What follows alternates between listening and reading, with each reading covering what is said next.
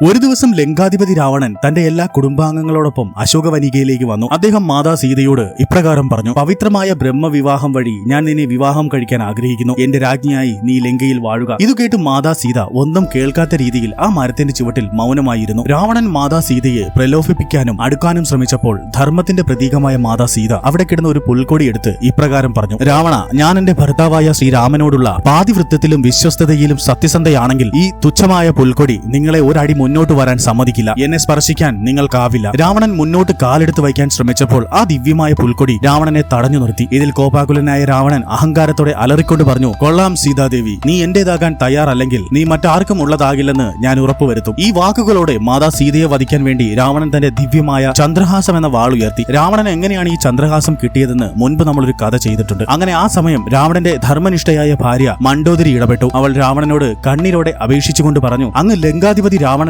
അസുരകുലത്തിന്റെ രാജാവ്. നാഥ, നിങ്ങളിത് ചെയ്താൽ നമ്മുടെ അസുരകുലത്തിന്റെ മുഴുവൻ ബഹുമാനവും കീർത്തിയും നശിച്ചു പോകും. ഒരു സ്ത്രീയെ വധിക്കുന്നത് നമ്മുടെ കുലത്തിന് ഇപ്പോൾ നല്ലതല്ല. മണ്ഡോദരിയുടെ ഈ വാക്കുകൾ കേട്ട് രാവണൻ സ്വയം നിയന്ത്രിച്ചു. അദ്ദേഹം മാതാ സീതയെ ഒന്നും ചെയ്യാതെ പകരം ഒരു മുന്നറിയിപ്പ് നൽകി: ഞാൻ നിനക്കൊരു മാസത്തെ സമയം തരുന്നു സീതേ. അപ്പോഴേക്കും നീ എന്റെ ആഗ്രഹം സമ്മതിച്ചില്ലെങ്കിൽ ഞാൻ ബലമായി നിന്നെ വിവാഹം കഴിക്കും. ഈ നിർണായക രംഗം ഒരു മരത്തിനു മുകളിൽ ഒളിച്ചിരുന്ന് ഹനുമാൻ സ്വാമി കണ്ടുകൊണ്ടിരിക്കുകയായിരുന്നു. എങ്കിലും പ്രഭു ശ്രീരാമന്റെ കൽപ്പനയാൽ ബന്ധിതനായിരുന്നതിനാൽ അദ്ദേഹത്തിന് ഇടപെടാൻ കഴിഞ്ഞിരുന്നില്ല. ഈ നീചമായ സന്ദർഭം കഴിഞ്ഞാണ് ഹനുമാൻ സ്വാമി മാതാ സീതയുടെ ദുഃഖം അകറ്റാൻ വേണ്ടി ശ്രീരാമന്റെ മോതിരം നൽകി മാതാവിനെ ആശ്വസിപ്പിക്കുന്നത്. ഈ സന്ദർഭം മാതാ സീതയുടെ ധൈര്യവും പാതിവൃത്തത്തിന്റെ ശക്തിയും രാവണന്റെ അഹങ്കാരവും മണ്ഡോദരിയുടെ വിവേകവും എടുത്തു കാണിക്കുന്ന ഒന്നാണ്. കൂടാതെ ഇത് സുന്ദരകാന്ഡത്തിലെ ഒരു പ്രധാന ഭാഗമാണ്. പ്രഭു ശ്രീരാമനോടുള്ള മാതാ സീതയുടെ സ്നേഹം എടുത്തു കാണിക്കുന്ന ഈ കഥ നിങ്ങൾക്ക് ഇഷ്ടമായാൽ ലൈക്ക് ആൻഡ് സബ്സ്ക്രൈബ് ചെയ്ത് കമന്റ് ബോക്സിൽ ജയ് സിയാറാം, ജയ് ശ്രീറാം എന്ന് ടൈപ്പ് ചെയ്യൂ. ജയ് ശ്രീറാം.